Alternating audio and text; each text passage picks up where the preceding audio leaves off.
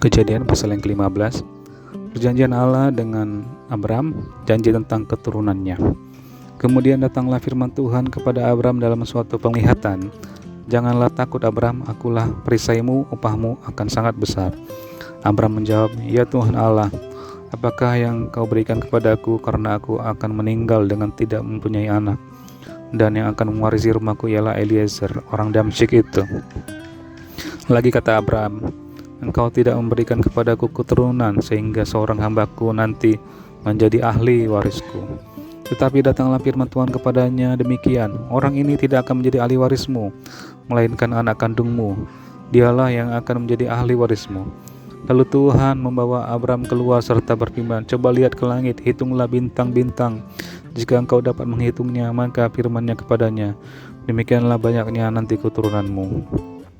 Lalu percayalah Abram kepada Tuhan, maka Tuhan memperhitungkan hal itu kepadanya sebagai kebenaran.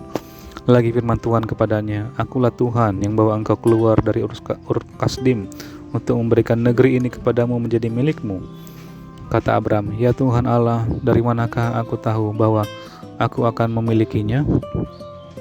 Firman Tuhan kepadanya, ambillah bagiku seekor lembu betina berumur 3 tahun, seekor kambing betina berumur 3 tahun, seekor domba jantan berumur 3 tahun, seekor burung tekukur, dan seekor anak burung merpati. Diambilnyalah semuanya itu bagi Tuhan, dipotong 2, lalu diletakkannya bagian-bagian itu yang satu di samping yang lain, tetapi burung-burung itu tidak dipotong 2. Ketika burung-burung buas hinggap pada daging-daging binatang itu, maka Abram mengusirnya. Menjelang matahari terbenam, tertidurlah Abram dengan nyenyak. Lalu turunlah meliputinya gelap gulita yang mengerikan. Firman Tuhan kepada Abraham, ketahuilah dengan sesungguhnya bahwa keturunanmu akan menjadi orang asing dalam suatu negeri yang bukan kepunyaan mereka, dan bahwa mereka akan diperbudak dan dianiaya 400 tahun lamanya. Tetapi bangsa yang akan memperbudak mereka akan kuhukum, dan sesudah itu mereka akan keluar dengan membawa harta benda yang banyak. Tetapi engkau akan pergi kepada nenek moyangmu dengan sejahtera. Engkau akan dikuburkan pada waktu telah putih rambutmu. Tetapi keturunan yang keempat akan kembali ke sini, sebab sebelum itu kedurjanaan orang Amori itu belum genap. Ketika matahari telah terbenam dan hari menjadi gelap, maka kelihatanlah perapian yang berasap serta sulu yang berapi lewat di antara potongan-potongan daging itu.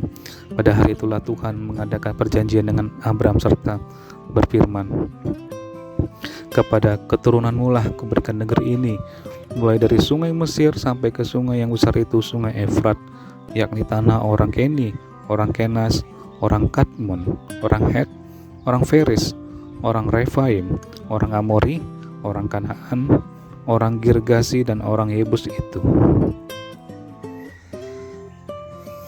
Kejadian pasal yang ke-16. Hagar dan Ismail. Adapun Sarai, istri Abram itu tidak beranak. Ia punya seorang hamba perempuan, orang Mesir, Hagar namanya. Berkatalah Sarai kepada Abram, engkau tahu Tuhan tidak memberi aku melahirkan anak, karena itu baiklah hampiri hambaku itu, mungkin oleh dialah aku dapat memperoleh seorang anak. Dan Abram mendengarkan perkataan Sarai. Jadi Sarai istri Abram itu mengambil Hagar, hambanya orang Mesir itu, yakni ketika Abram telah 10 tahun tinggal di tanah Kanaan, lalu memberikannya kepada Abram suaminya untuk menjadi istrinya. Lalu Abram menghampiri Hagar, lalu mengandunglah perempuan itu. Ketika Hagar tahu bahwa ia mengandung, maka ia memandang rendah akan nyonyanya itu. Lalu berkatalah Sarai kepada Abram, penghinaan yang kuderita ini adalah tanggung jawabmu. Akulah yang memberikan hambaku ke pangkuanmu. Tetapi baru saja ia tahu bahwa ia mengandung, ia memandang rendah akan aku. Tuhan kiranya yang menjadi hakim antara aku dan engkau. Kata Abram kepada Sarai, hambamu itu di bawah kekuasaanmu, perbuatlah kepadanya apa yang kau pandang baik. Lalu Sarai menindas Hagar sehingga ia lari meninggalkannya. Lalu malaikat Tuhan menjumpainya dekat suatu mata air di padang gurun, yakni dekat mata air di jalan ke Syur. Katanya, Hagar, hamba Sarai, dari manakah datangmu dan kemana pergimu? Jawabnya, aku lari meninggalkan Sarai, nyonyaku. Lalu kata malaikat Tuhan itu kepadanya, "Kembalilah kepada nyonyamu, biarkanlah engkau ditindas di bawah kekuasaannya." Lagi kata malaikat Tuhan itu kepadanya, "Aku akan membuat sangat banyak keturunanmu sehingga tidak dapat dihitung karena banyaknya." Selanjutnya kata malaikat Tuhan itu kepadanya, "Engkau mengandung dan akan melahirkan seorang anak laki-laki dan akan menamainya Ismail, sebab Tuhan telah mendengar tentang penindasan atasmu itu. Seorang anak laki-laki yang lakunya seperti keledai liar. Demikianlah nanti anakmu itu, tangannya akan melawan tiap-tiap orang, dan tangan tiap-tiap orang akan melawan dia, dan di tempat kediamannya ia akan menentang semua saudaranya."